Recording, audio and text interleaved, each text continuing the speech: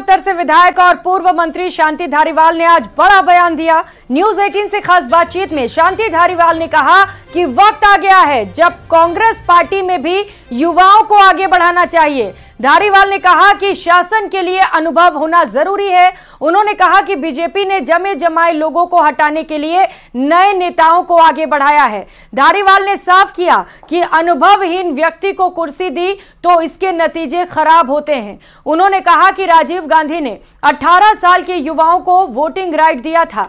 BJP ने युवाओं को मौका देकर कोई नया काम नहीं किया है। नेता प्रतिपक्ष के सवाल पर धारीवाल ने कहा कि नेता प्रतिपक्ष का फैसला हाईकमान तय करता है। सुनिए। विधायक शांति धारीवाल हमारे साथ मौजूद हैं। धारीवाल जी, चुनाव हारने के बाद अब पार्टी में किस तरह के बदलाव की जरूरत आप महसूस करते हैं? क्योंकि एमपी में, छत्तीसगढ़ में भी कुछ बदलाव हुए। तय करता है, बदलेगा नहीं बदलेगा, किसको बिठाना है किसको नहीं बिठाना, किसको जिम्मेदारी सौंपना है किसको नहीं सौंपना, ये सब हाईकमान तय करता है। जिस तरह से बीजेपी बदल रही है, क्या कांग्रेस पार्टी पर भी दबाव पड़ रहा होगा कि वक्त के साथ में युवाओं को आगे बढ़ाने का वक्त आ गया है? निश्चित तौर पर ये तो बात सही है, युवाओं को आगे बढ़ाना चाहिए, युवाओं को मौका देना चाहिए, बात तो सही है।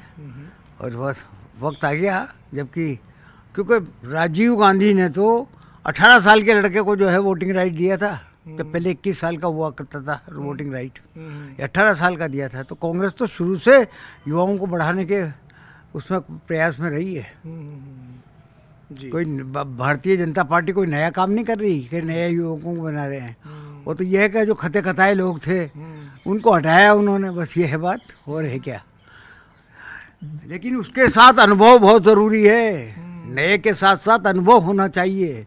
अनुभवहीन आदमी को अगर आपने कोई कुर्सी दे दी तो फिर उसके नतीजे बड़े खराब होते हैं। सवाल ये है कि कांग्रेस पार्टी की जब सरकार आती है तो फर्स्ट टाइमर एमएलए मंत्री बनने की सोच तक नहीं सकता। बीजेपी फर्स्ट टाइमर को मुख्यमंत्री बना देती है। गए जमाने की बातें हैं, गए जमाने की बातें हैं, ऐसा नहीं है।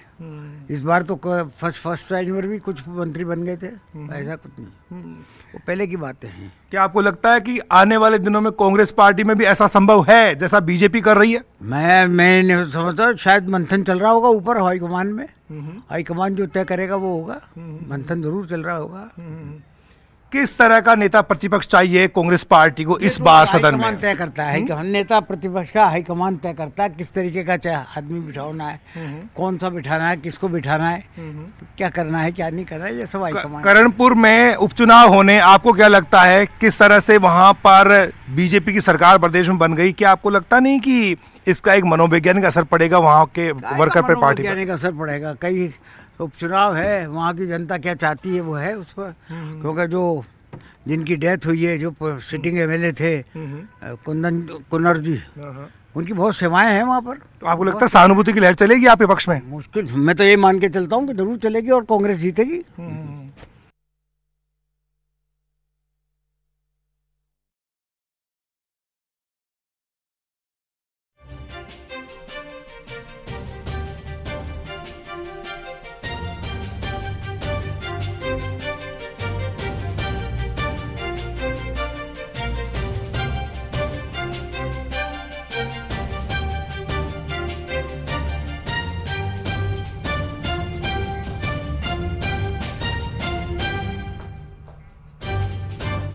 तो वहीं भावी विधानसभा स्पीकर वासुदेव देवनानी ने विधानसभा सत्र को लेकर बयान दिया, जिसमें उन्होंने कहा कि मलमास के बाद विधानसभा सत्र बुलाया जा सकता है।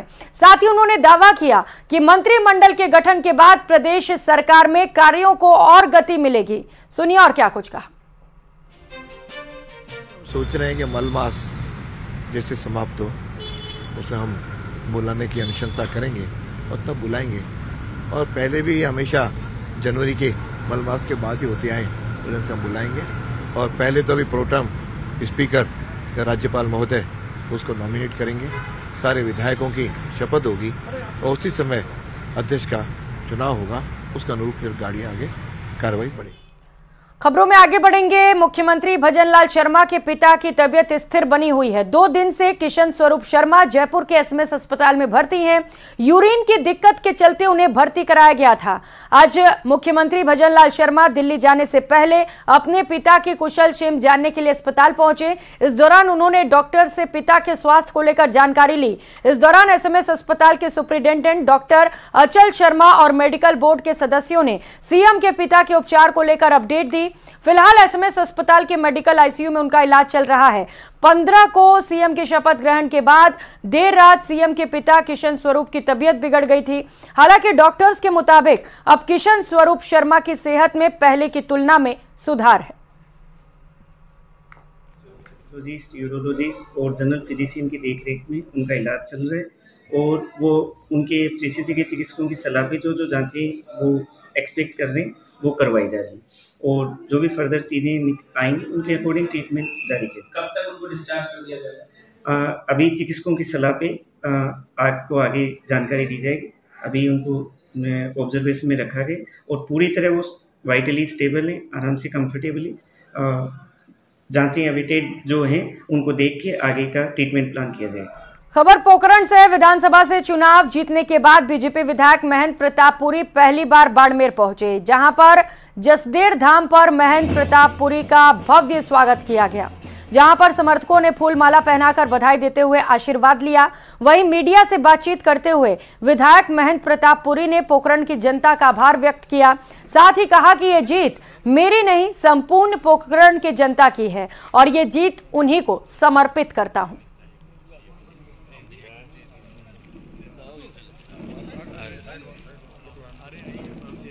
प्रणाली में प्रजातंत्र की इस प्रणाली में प्रजा ने हमें चुन करके नेतृत्व दिया है और हमारा कर्तव्य बनता है कि हम प्रदेश को आदर्श और प्रदेश को मजबूत कैसे बनाएं, इसके लिए हमारी भूमिका हम निभाएंगे और जो विश्वास जनता ने हमें दिखाया है उस जनता का विश्वास हम अक्षुण्ण रखेंगे। जो सम्मान आज जनता हमारी दे रही है तो हम जनता का सम्मान और बढ़ाएंगे, यही भाव रखते हैं।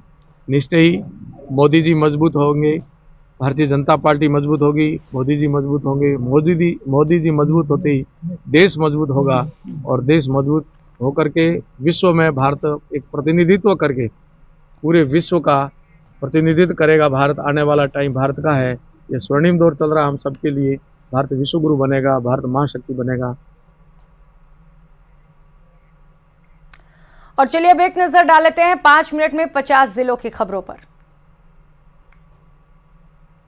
मंत्रिमंडल गठन पर बैठक में शामिल हुए अमित शाह। जेपी नड्डा के आवास पर हुई मंत्रिमंडल को लेकर खास बैठक।